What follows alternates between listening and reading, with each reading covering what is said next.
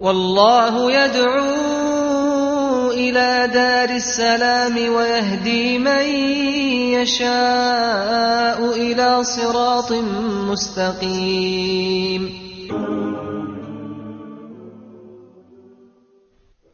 Assalamu alaikum wa rahmatullahi wa barakatuh. Welcome to a new episode of your show, Inspirations. Today we will talk about something that is very important, and actually it draws the line between the Muslims and the non-Muslims, the believers and the disbelievers. It has a big impact on us. It has a big impact on the way we see ourselves in this life. It is the article of faith that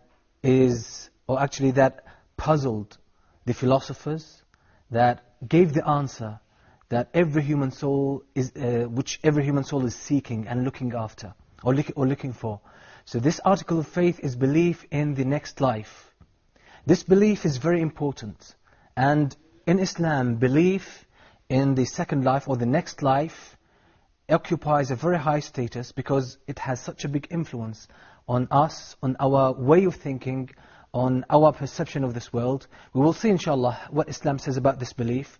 And before we get into that, I have just to point to one fact, that to cover the aspects of belief in the last day in Islam, it would take us such a long time that our program, our show will not be enough to cover all the subjects. So this is why we'll try to talk about it only during this episode, briefly mention the things, the elements or the aspects of belief in the last day. We'll try to see what they are. We'll try to develop the correct understanding of them in Islam and see how they can help us enhance our behavior and our character as Muslims. Then I promise, or not to give a promise basically, to say that there's a plan inshallah in my mind, and maybe somebody else will do this, talk about the elements that, or the aspects of belief in the last day. Because there are so many aspects that we will mention today inshallah. We will point to them very briefly, and you will see that it needs a special program to talk about all these aspects. But we will try to summarize everything today, briefly see what Islam says about that, and also talking in detail about the elements or the aspects of belief in the hereafter. Needs a totally different format, because needs a lot of illustrations, a lot of explanation, a lot of storytelling, which our present format does not allow. So inshallah today we'll try to speak briefly about belief in the hereafter or the next life, see what Islam says about that, see how important it is for us as Muslims, and how it sets or it draws the line between the Muslims and the non-Muslims. Let me welcome our guests. Assalamu alaikum wa rahmatullahi wa barakatuh. Very nice to have you with us today talking about this interesting subject. Let's start about talking, when we say in Arabic, we say al-imanu bil-akhirah, belief in the next life, or belief in the hereafter. Now, in English, if we were to talk about belief in the hereafter, it means the events that happen on the Day of Judgment. Belief in the next life still has some kind of limited denotation. So I just want to get from you what we mean when we say belief in the last day in Arabic, or in Islam in general. What are the aspects involved in this concept, belief in the last day? Can we start with you? You can mention one of the aspects, then inshallah we'll take the rest. What do you think? Can we start mentioning the aspects of belief in the last day? Let me mention the first one. The first aspect of belief in the last day is belief in the reality of death. Death is the first step, or the first stage leading to the hereafter, or the first stage of the hereafter. What other stages or what other aspects we have of this belief? Can anyone help us? Okay, when we say I believe in the next life, what does this indicate? What do you believe in? Yes, Omar. Let me say Omar. Bismillah ar-Rahman ar-Rahim. I believe that death is not the end of the line in human life. Yes. There's another life. Uh-huh. It's like a story of 2 episodes. The episode 2 is after death. Okay, so you I believe there's life I will after death. not be totally consumed just when death comes. I have another life, and I will work for this life. Yes. Okay, that's one aspect. What else? What does this life after death includes? What stages? I do believe also in the day after, after death, that there is a punishment from the God for the people who didn't believe in God or the day after. And there is something that the reward for the believers of the That's it. the last Belief day. in the punishment and the recompense or the reward that the righteous people will get, and the punishment or the chastisement that the disbelievers will get. This is part of belief in the last day. What other aspects we have of belief in the last day? Omar again? That justice will be made in this day. Okay, justice will be established on that day, which actually follows from the reckoning.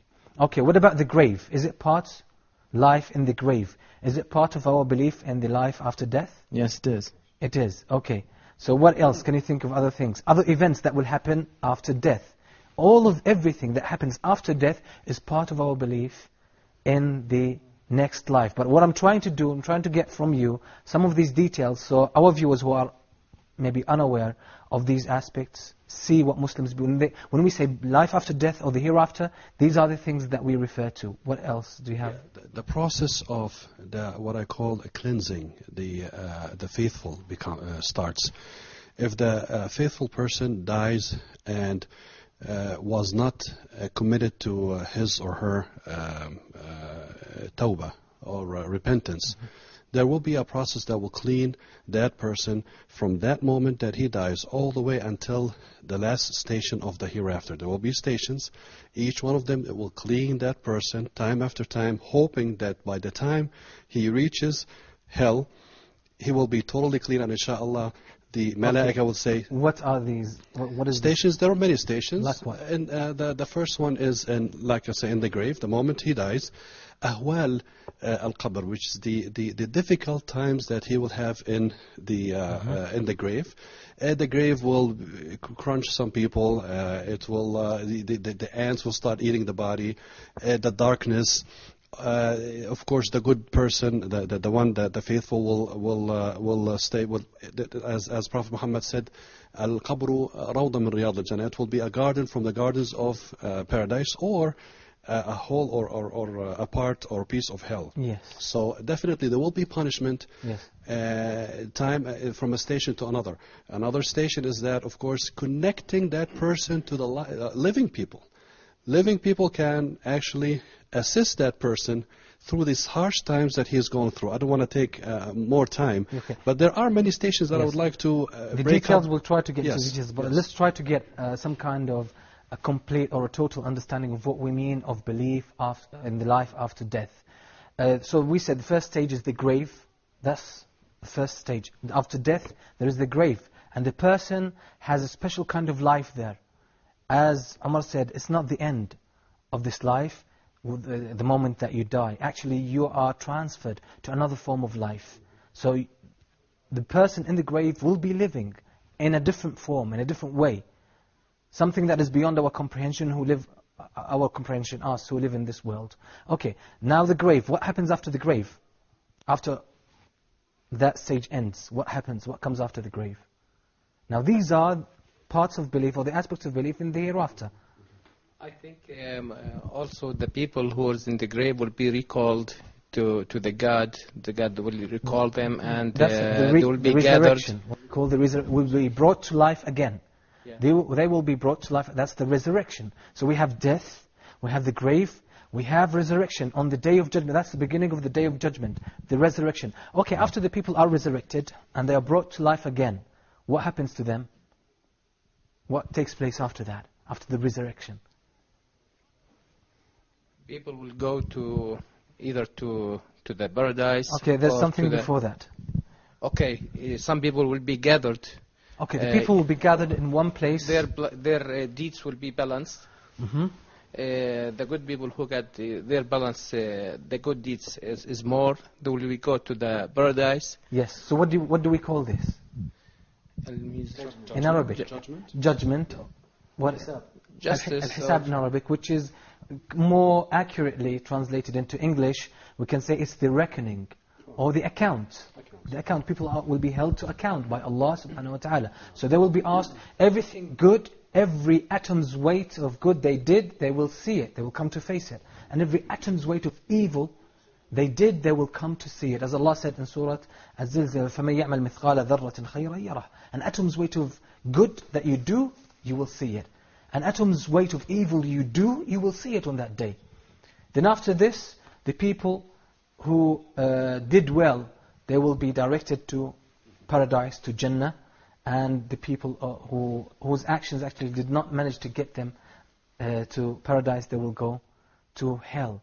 Now, generally this is our belief in the hereafter, but there are some things attached to our belief. Part of it is belief in the signs that will precede the advent of the Day of Judgment. We have the major signs and we have the minor signs. Now generally this is our belief in the last day. Now I'm trying to move to another point, which is how does belief in the last day, how does it make the Muslim different? Now you have a whole set now of ideas that you can deal with about how belief in the next life forms the Muslim and shapes and molds the Muslim character and the Muslim's behavior and the Muslim's attitude towards life. Can we start elaborating on this? Okay, let's start with Believing in the last day is part of belief in the God itself. Yes. So Allah subhanahu wa ta'ala always combined the belief in the last day with his believing in. So this is the most important, that the Muslims who believes in the last day already believe in the God. That's a very strong point. Quite often in the Quran we find those who believe in Allah and the last day. فَمَنْ آمَنَ بِاللَّهِ وَالْيَوْمِ الْآخِرِ. That's very common in the Quran. That's a very good connection. MashaAllah, very good point. As we are talking about this belief in, or we have come to see the whole picture of the meaning of belief in the last day. Now, how does this shape the Muslim character? How does it make the Muslim different from the non-Muslims? What impact it has on our character? What's the point of belief in the last day? This is what we will try to see. Please go ahead. Allah subhanahu wa ta'ala mentioned in many verses that believing in Him is believing in the last day is part of believing in Him. So He combines believing in God and believes in the Day of Judgment, and the last day. So it should be combined together. That's a very good point. Quite often in the Quran we see that belief in Allah and belief in the last day are combined. Allah says, those who believe in Allah and the last day. So it's part of belief in Allah. It follows from belief in, if I believe in Allah that He's the creator, that He's the maker, it means that I believe everything He tells me about this life. So Allah told us about the hereafter, and they are strongly connected. That's a very strong point. We find this quite often in the Quran. What else? How does belief in the last day impact our behavior, our attitude in life? Basil, please. Without a doubt, it will definitely impact the Muslim who believes in the hereafter, knowing that he will be, or he is responsible for everything he does, and with responsibility comes accountability. So without a doubt, every day he wakes up in the morning, he has that motive pushing him, knowing that, you know what, someday I will go and face the Creator. What am I going to say to Him? I am accountable for everything I say. I have to be careful. I have to be very detailed in everything I do. There's no such thing as small deeds. Everything counts in the eyes of Allah subhanahu wa ta'ala. Without a doubt, that's it's going to impact someone's life. This is actually, this very point is a very important part of our makeup as Muslims. That we are always aware of this end. So it leads us to understand the responsibility that we have. The accountability that we are that is part of us, that we are going to go through it, and we will face our Creator one day, and He will hold us accountable for the things we did and for the things we said. Umar, you have a point? Okay, go ahead. Well, it's another point of view. I mean, at the Day of Judgment, God will judge us with His justice. So thinking about the last day, it will also give us the hope to judge ourselves first. Before God will judge us. So we'll start, our manners will be different, our style of life will be different, so we will start having this path of righteousness, and we'll start thinking of it. Not just, I will do it. No, I will really do it. That's it. If we put these things together, try to break it down. Let's set an example. Someone who believes that the death is the end of my life. That's it. I'm going to live here for, let's say, 50 years. That's the end of my life. That's the end of it. There's nothing after that. Imagine what kind of person this individual would be. What kind of person? This is where pragmatism comes from. That I'm living for 50 years, I have to get the most out of this life.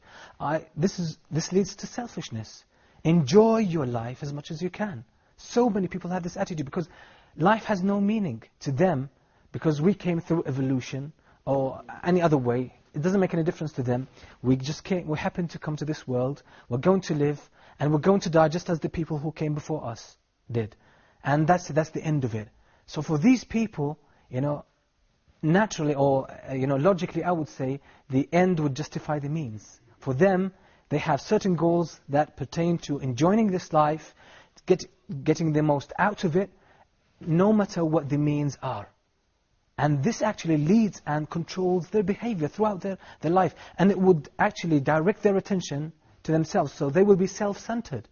I'm going to live for 50 years, I have only time for myself, to enjoy myself, and that's it. So this is the attitude of someone who does not believe in the last day. We will see how the Muslim, or the person who believes in the next life, how this makes him totally different from that person after we take this short break. And we'll say to our viewers, stay with us, we'll see you after the break, inshallah.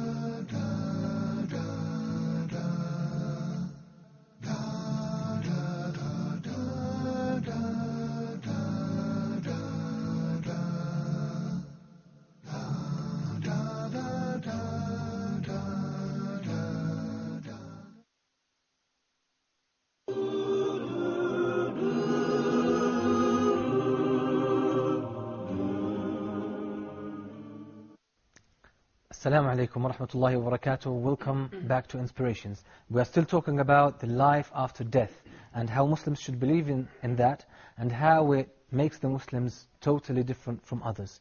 Okay, so we set the example of someone who does not believe in the last day, that basically for him the end justifies the means, and for him life is all about myself, what I'm going to achieve for myself, how much I'm going to enjoy out of this life. That's it. It makes the goal of this life, the ultimate goal of this life, something very ridiculous, something very insignificant. And this actually impacts the character strongly. Now can anyone elaborate on how the Muslim would be in comparison to the non-believer? Please. Okay. One of the things that Rasul Sallallahu Alaihi Wasallam, Prophet Muhammad says that من كان يؤمن بالله واليوم الآخر فليقل خيرا أو ليصمت. That Rasul Sallallahu Alaihi Wasallam said, who believes in Allah Subhanahu Wa Taala and the last day, he should say good things or he shouldn't say. So this is it gives how the Muslims can control themselves by sayings.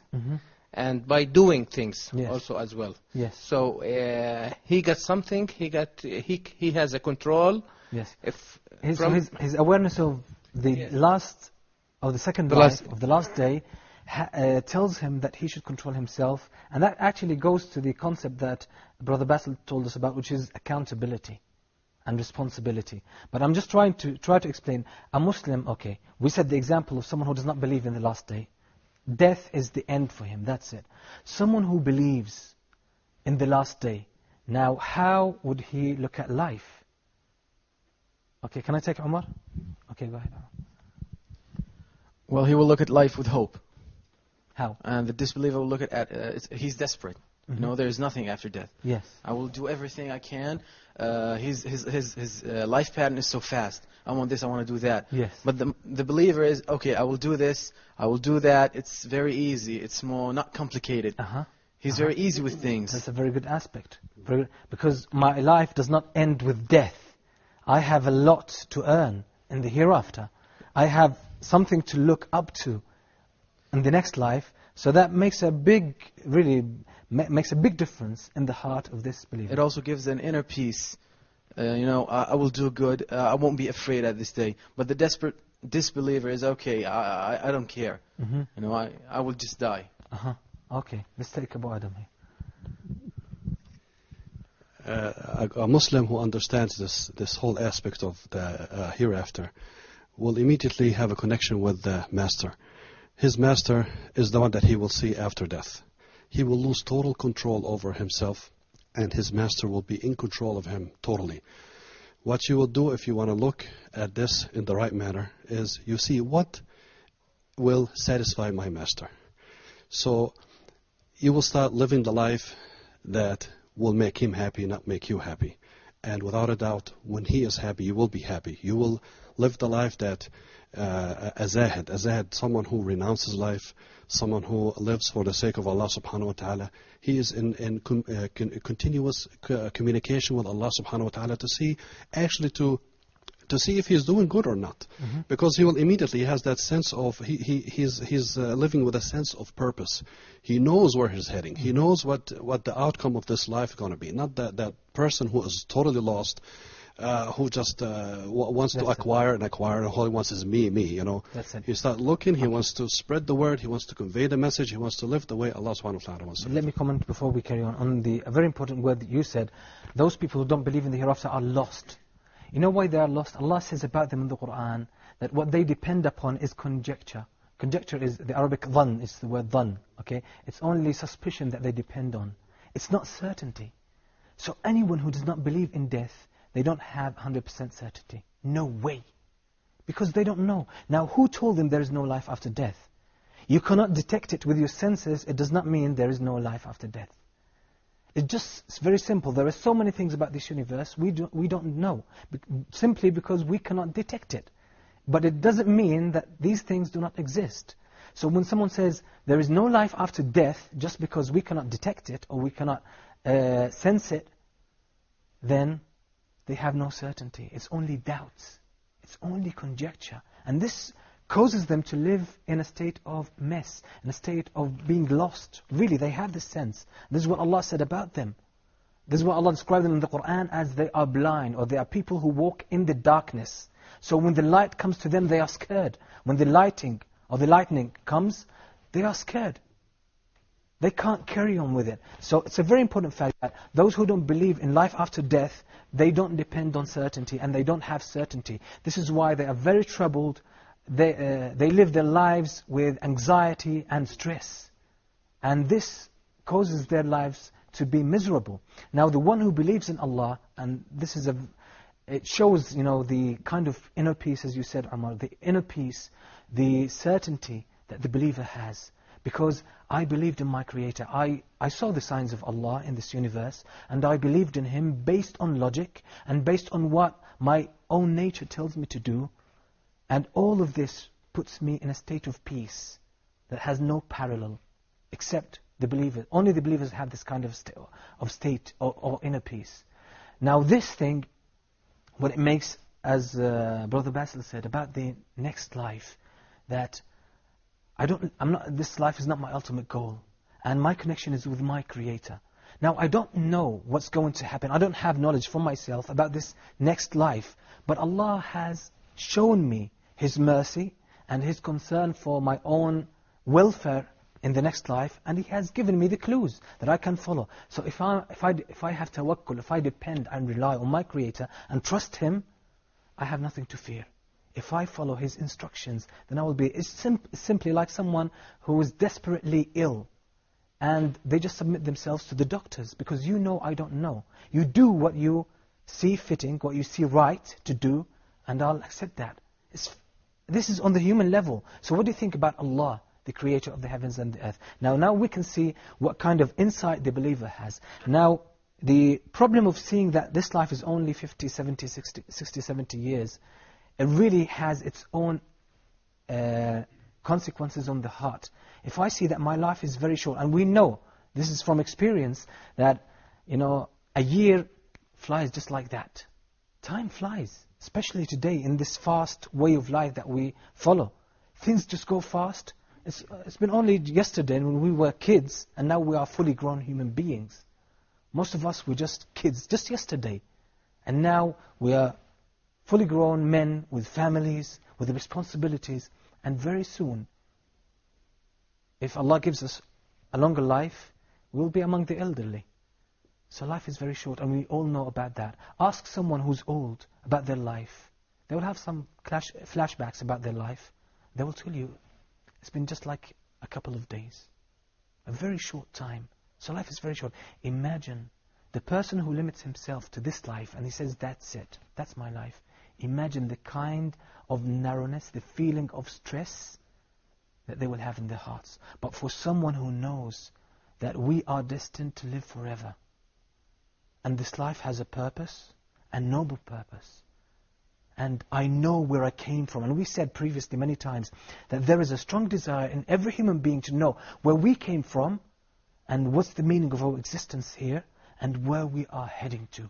We need to know that. Without it, we will be like hanging in the air, like on the edge. We don't know what we are doing. So this is what Allah tells us about the last day. And it's very important for us to know that. And actually it makes sense.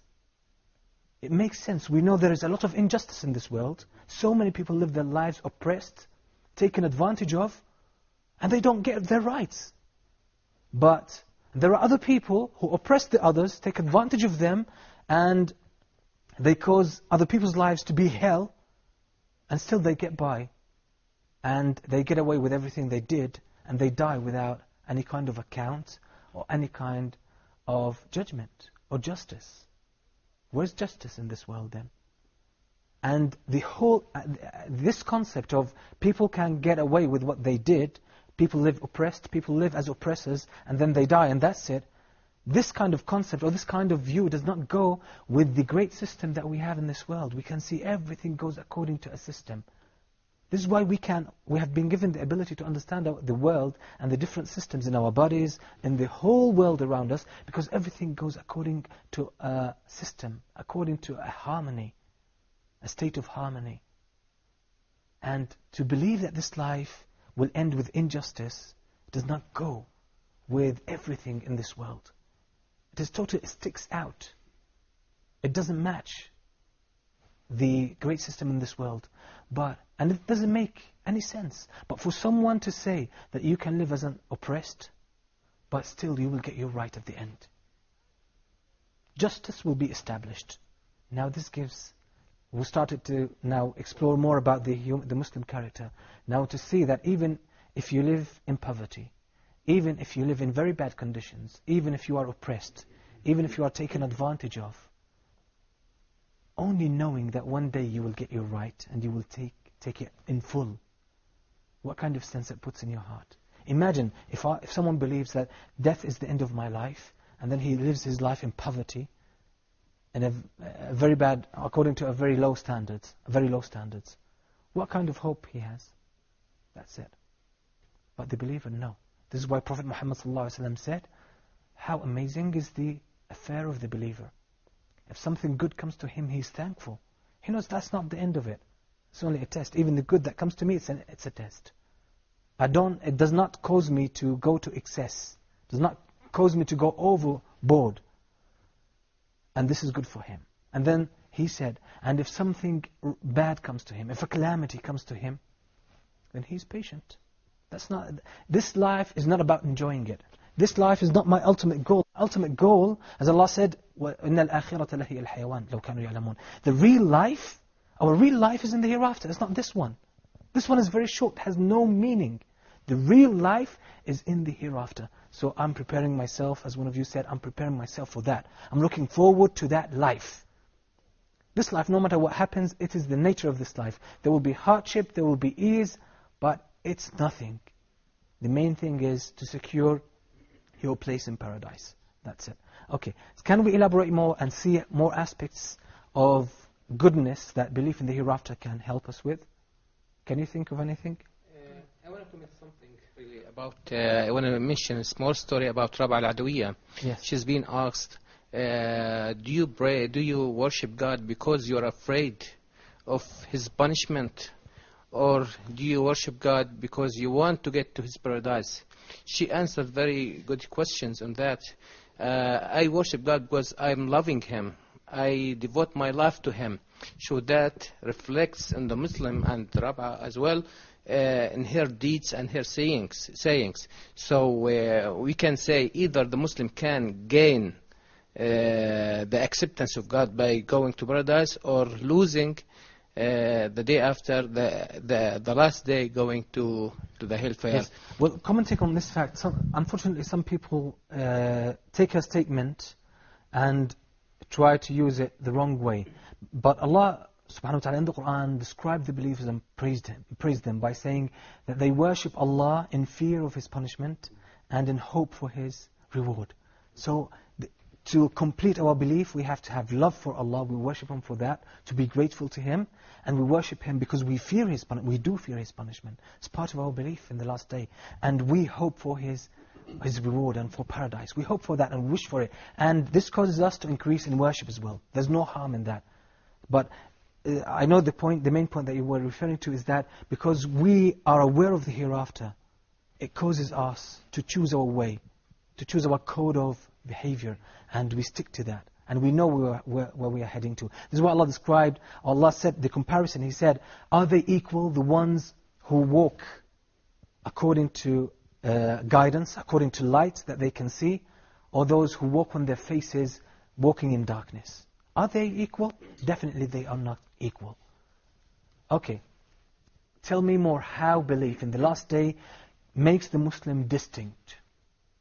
Actually, it favors the Muslim over others. How does it make us stronger? Without a doubt, if you know that this is just a temporary life and the permanent life is in the hereafter, you just everything you do in your life, it will be for the preparation of the next life. But I would like to say something really important. I believe that we have to go to applications. How can I really make this impact my life? How can I keep this in my mind? I think one of the most important things I do personally is keep few hadiths that are very powerful always in the back of my mind to really understand. Can we talk about them after the break? Please. Please keep them, prepare them. This is what we should go to, the application, how to put this into practice. Inshallah, we'll talk about this after the break. I say to our viewers, we'll see you after the break to talk about how to apply this belief in our lives.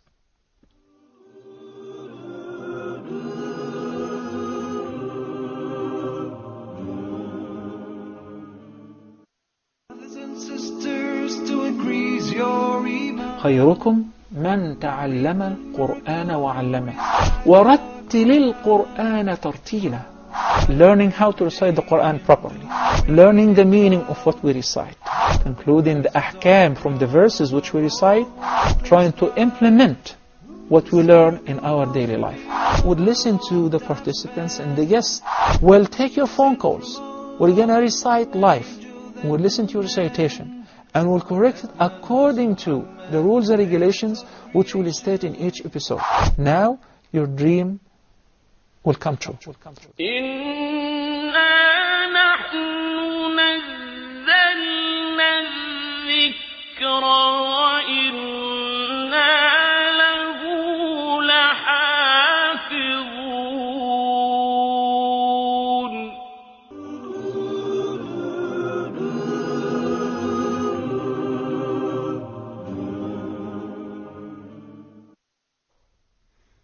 Assalamu alaikum wa rahmatullahi wa barakatuh. Welcome back. You're still watching Inspirations.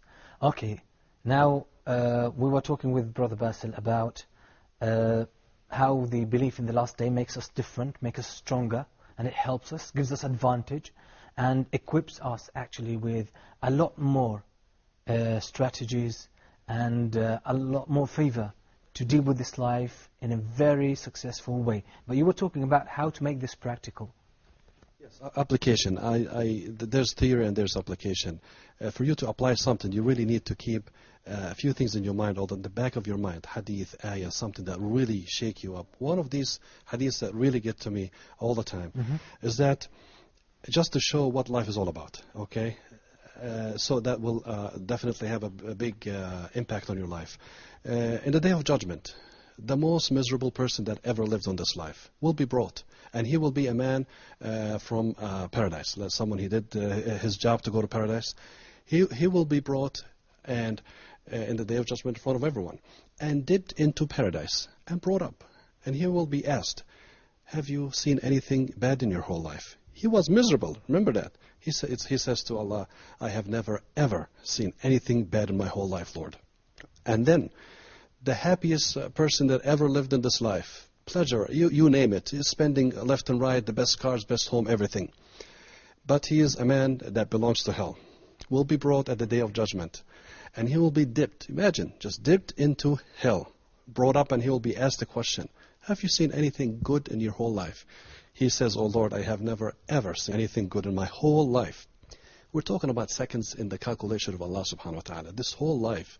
If you are a true Muslim, think deep about this hadith, and it should make a big impact in your life. That's what I mean, that we need to go to applications, Yes. keep it in the back of our minds. Hopefully, Yes. it will make an impact on our life.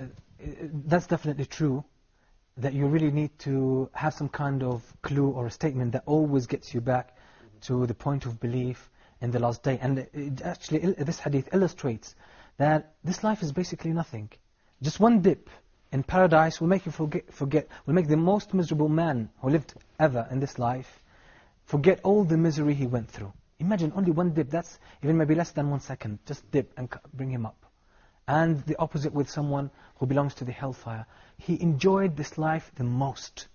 He had everything he wanted. Then he dipped for less than 1 second in the hellfire, and he brought back again, and he says, I've never seen anything good in my life. Imagine. So this kind of life, what is it? Even Prophet Muhammad ﷺ tells us about the reality of this life. Why did Prophet Muhammad tell us about the reality of this life and about the reality of the hereafter? So that he wants to extend our insight. Don't look into only between your feet. Don't be short-sighted. Always keep your sight up.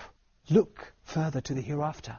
Prepare for you. We always prepare for our future. What's the real future? It's not a 10-year plan or 20-year plan. It's actually about preparing for the hereafter. That's the real life. That's the real preparation. Before I take Umar, I just want to elaborate on one point. Something very important we have to remember, which is, and the Prophet ﷺ gave us the advice. He said, always remember the destroyer of pleasures, or increase in the remembrance of the demolisher of all pleasures. Imagine the description, destroyer, the demolisher of pleasures, which is death. So the Prophet ﷺ says, when death is remembered, if you are in a state of happiness and ease and joy, then it will diminish that. It will make it go smaller. Why? Because death will remind you about the reality of this pleasure, that it's going to end. It's very short. And the real pleasure is in the hereafter, it's not here. So if you compare the pleasure that you have here to the pleasure that the believers will receive in the hereafter, it's nothing. So this pleasure that I'm happy with, this kind of joy that I enjoy, that I rejoice on, is basically nothing. So let me give everything its true estimate, its true worth. And the Prophet ﷺ said, when death is remembered at the time of difficulty, then what it does, basically, it makes this difficulty diminish. It's nothing. Why? Because this calamity, this life is nothing. It's not my ultimate goal or my ultimate destiny. My destiny is in the hereafter. So I should always keep my sight attached. So could you see the life of the Muslim, because he knows his sight is always attached to the hereafter, to the success in the hereafter. It's totally a life of construction, a life of hope, a life of planning, real planning. Because I can see this life as it really is. I have a full picture about the reality of this life. But those who limit themselves to this life, they don't have the whole picture. This is why they go through misery. Okay, Amar, I'll take your comment now. Well, just from the hadith we just heard, I mean, this day you will see the ultimate truth. You'll see what this life is about. We can say it's a little bit pathetic. Yes. You know, and just like the Prophet ﷺ said, that this life is like just a station. You just wait to a transportation to take you. Let's imagine that we're sitting in a bus station, and the bus will come and take me. And this bus, we can, think about it. It's my deeds, my good work. If I have good work, I will go to heavens. I will go to heaven. Yes. And if I have bad deeds, I will go to hellfire. Mm-hmm. And that's a very important point, because we can look at life from a different point of view. Mm-hmm. We can think of life from different approachable ways. Okay, let me ask you this question. taking the aspect of dealing with others, how we treat others as Muslims, how does belief in the last day shape our behavior in this aspect? I believe there is a next life. I believe there is an account. I have to, my deeds will be weighed. And I know that I will stand before Allah and be asked about everything I did. How does this impact our behavior with others? How does it? Do you have some kind of answer? So many answers.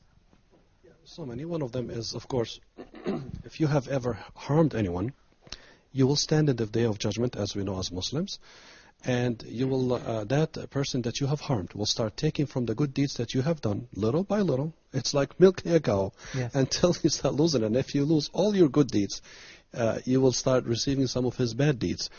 Justice will be done, will be served. So if you, like you said, some people might believe that the justice was not done or was not served, and that person that harmed me died. No, he will stand someday. You will stand against him. You start receiving from him. A Muslim will, if he truly believes that, again he will start breathing easier. Life will become an easier place for him. Acceptance, no problem, Yes. and he will become more tolerant, more patient. That's how it will impact his life. Okay. Still, like for example, when I know that I will be held to account, doesn't this stop me from harming others, from oppressing them, from wronging them? It surely does. This is why we should really, the governments all around the world always try to minimize crime. They try to deal with the issue of crime, murder, stealing and all that stuff. All this kind of behavior, it's a worldly problem, it's a universal problem. It's a global problem. And until now, prisons are full. And criminals are increasing. And life is becoming harder because of that. But people never thought about... Why? Because most people are getting atheist. They don't believe in the next life. They don't believe they will be held accountable. Even if they go to prison, to some people, prison is fun. So many people, some of the criminals, they are addicted to prison because they learn new tricks there. It is an academy for crime. Really, so many criminals do this. And some actually, in the poorer countries, some people commit crime on purpose, because they cannot feed themselves. They cannot take care of their families. So what they do, they just want to run away from their responsibility, so they commit a crime to go to the prison so that they can be fed and they can, free themselves from the responsibility of providing for their kids. But imagine in Islam, no, you are responsible. If you wrong if you take someone else's property, you will be held accountable for that. And the day of judgment, the recompense, you will pay him back with your hasanat, as Brother Basil said. So imagine how this makes the Muslim a very good citizen. People in the advanced countries, they are afraid of the law, of the punitive law, which is the punishment, going to prison or being fined. This is why they stick to the law. But once the law is broken, once they are out of their country, they do so many evil things you never thought of. Like, some time ago in New York there was a power cut, and this is a very well-known incident. For 2 hours, New York, most of the shop centers there, most of the shops, most of the supermarkets were stolen. Looting, a lot of murders happened. Only 2 hours of power cut, no electricity. We know what happened in New Orleans, the hurricane that happened a few years ago, or a couple of years ago. 2 years ago. Imagine, once people people started leaving the city because they knew it will be destroyed. What happened? People started to, actually they swarmed the shopping centers, the houses, looting, stealing, taking, and a lot of murder happened. People started shooting each other. Why? Because this is my shop, I'm going to steal it. You have no right to do that. Started shooting each other. Imagine that. Now where is law? Just a couple of days before that, they were sticking to the law. Why? Because they were afraid of the punishment. But the control with the Muslims is self-control. Once we know that we cannot escape Allah, Allah is watching us, and if I do wrong, then I will be held accountable for that. No one is going to intercede for me. Then I will face the consequences. It makes the Muslim have this kind of consciousness. I'm aware of my responsibility, and I should be good to the others so that Allah will be good to me. Imagine, so if you really want to improve the behavior of people, the criminals, teach them about belief in the last day. Teach them Islam, and you will see how they will change. And this is very well known in the West now. Most of the Western countries are allowing Muslims to give da'wah in the prison. Why? Because they say, we have animals here, transform them. We tried everything with them, it doesn't work out. So really, they have seen, I personally know a lot of the brothers in London. I know some of them were really murderers, drug dealers, and they embraced Islam in prison, and they became totally different people. Now they studied, they're hardworking, they look after their families, they're very responsible human beings. Belief in the hereafter makes wonders. It is part of our makeup as Muslims. But if we fail to remain aware of that, we will not get these wonderful results. So this is why Muslims, they have to increase in knowledge. We have to remain, as Brother Basil said, remain in contact, constant contact with Allah subhanahu wa ta'ala. This will remind us of the reality of the hereafter. This will keep us under the control that Allah wants us to have on ourselves. Amar, you had a comment? I mean, also the day of hereafter, it gives us the power to forgive other people. I mean, if you did something wrong to me, I will be able to forgive you. Without this law of God, I mean, I also have this self-highness from the inside. I mean, we all know that the laws that have been made by the human being is very, let me say, also pathetic, and they are not effective. Yes. But the law of God, this day makes me more clutch to them. Mm-hmm. I will hang, just like وَاعْتَصِمُوا بِحَبْلِ اللَّهِ. It gives me this power. That's it. That's part of how it really builds a strong and an upright Muslim character. Basically. There's an impact that might not be in our mind, which is that Allah subhanahu wa ta'ala allowed us, people who are living, alive, to help those people who have died by doing sadaqah, by doing dua for them, pray for them, and for forgiveness and all that, which really actually keep you in contact with these people, and in return will let you remember that someday I will be there and I will be in desperate need for dua and for sadaqah. Why not give it now? Mm-hmm. I remember, let me just give a personal experience, if I may. I remember one of my very, very good friends. I worked with him for many years. This person one day, he said, I love you. He said to me, I love you. He really cared so much, and to a point he said that. Amazing, Allah subhanahu wa ta'ala put him in my path. That person died. So I said, you know what, I have a responsibility to pray for this person. And I kept doing this, and then all of a sudden I remember, I'm not just going to remember this person. There's a whole nation who's waiting for my prayer. رَبِّ اغْفِرْ لِي وَلِأُمَّةِ Muhammad sallallahu alaihi wasallam. I started saying, instead of saying just forgive this person, for the whole nation. And that made me definitely a different person. Mm-hmm. And so I believe, we always, this will definitely impact our life. To thinking about those people who will die, and in return we should actually think that someday we will be there in desperate need for this help. Do it now, give now. So can we conclude from this, maybe we can come to the conclusion that belief in the last day makes the soul noble. It really broadens our insight with regards to understanding this life and planning for the hereafter. And it makes us stronger. In the face of calamities and hardships, we are strong because we know it's not the end. There will be hereafter. Nothing, even, sometimes we do good to others, but they are ungrateful. A lot of people fall into stress because of this. And the thing with the Muslims, that everything good you did will not go to waste. Allah knows about it, and you will get it at the end. So don't worry about this. Imagine, so many people are desperate to have the gratefulness of the people, but they don't get it.